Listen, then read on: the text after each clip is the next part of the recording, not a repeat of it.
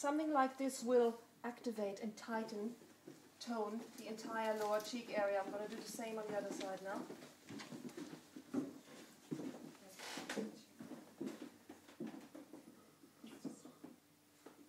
And again, subcutaneously, not too steep here on that one. We don't go to this sort of like area. We don't go high up to the ear because there are many superficial glands right here. But again, even if you were to go into there, they tend to roll away with all the tissue around them. They roll out of the way. Our needle, you would actually have to try really, really hard to compromise such a structure. That's the point. So now we're going to do it on the other side. When you're doing up here, do you do liver lines first, or do you start brow first? I tend to do the eye area first. Get the through, yes, and then I do the forehead, and then I work up. Yeah. So it's about preventing a gel from forming, and if you gently pull and create some skin tension, then the needle will slide in.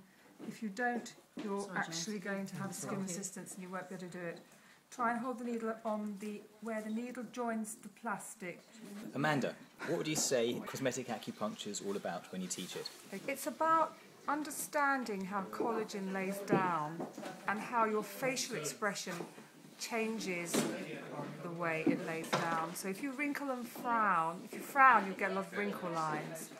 And what we try and do is retrain the way people's faces are expressed when they're actually doing everyday life. And with the needles, what we're doing is encouraging collagen to come back into areas where it's collapsed due to the wrinkles and formed. Excellent. So we basically are encouraging a little bit of inflammation underneath those lines, and that enhances a healing cascade, and collagen is part of that cascade.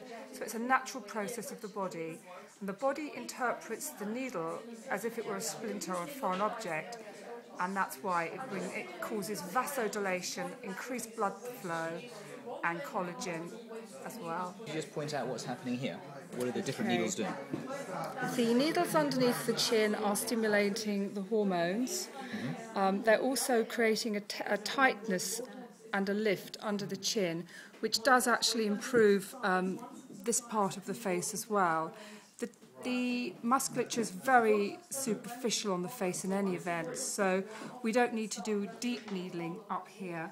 We're actually angling the needles so that they again follow the lines of where we want the collagen to do. We want the face to lift. So we're not doing perpendicular needling because actually that would be doing nothing. The intradermals are improving circulation.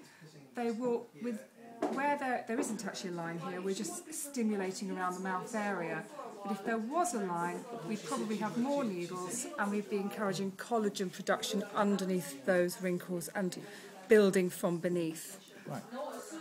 Kirsten, could you talk us through what's been done on this patient? Yeah. So what we've done here, we started with the jawline. Right. In this case, not specifically to prevent sagging, because we don't have any issue with sagging. However, we still want the stimulation of all the many glands, and the thyroid gland in particular, which is in this area. It also helps us to bring a lot of energy to the face. Now, these needles here, the slightly shorter ones that are sitting on the cheeks, are actually here to tone and firm the lower cheek area a little bit. Right.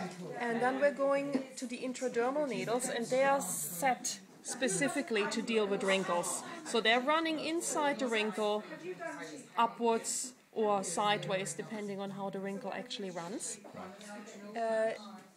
We have gallbladder 14 to relax the forehead. And here on the scar, we've actually dealt with the scar by covering the entire area surrounding the scar, not only surrounding it, but also going straight into it. And in the very same manner, you would treat enlarged pores, acne pitting, discolorations.